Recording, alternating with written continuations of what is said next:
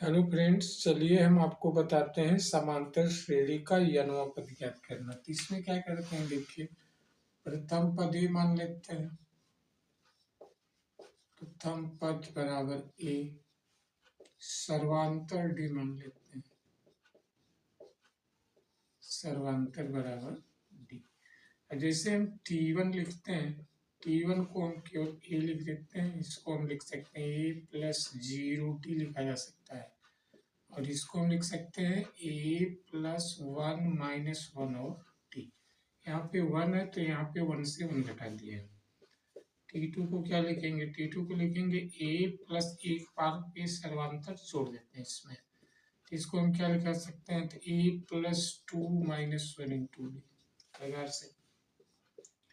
T3 अगर निकालेंगे तो ए प्लस 2d लिख देते हैं।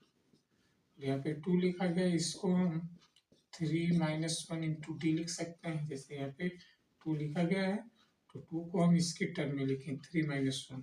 अगर ऐसे हम देखें Tn आपसे लिखने को कहा जाए तो क्या करेंगे, ए प्लस लिखेंगे और इस n से घटा देंगे और यहाँ पे टी जोड़ देंगे, तो ये इसका जो है यनवा पद प्राप्त हो जाता है। जैसे कि उदाहरण आपको देने, जैसे 2, 4, 6, 8 ऐसे दिया है और आपसे 20वां पद पूछा है। 20वां पद, यहाँ पे देखिए ए बराबर आपका क्या हो जाएगा, ए बराबर 2 हो जाएगा। डी कैसे निकालेंगे, दूसरे टर्म से पहला टर्म घटा देते हैं। 4 माइनस 2 बराबर 2 हो जाएगा।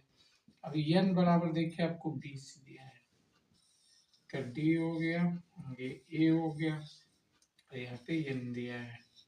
तो यहाँ पे हम T20 लिखेंगे। ए का मतलब 2 प्लस 20 माइनस 1 गुणे डी का मतलब 2। तो 2 प्लस 20 माइनस 1 19, 38 हो जाएगा। 38 में 2 जोड़ देंगे तो 40 हो जाएगा। ये इसका उत्तर है। Thank you.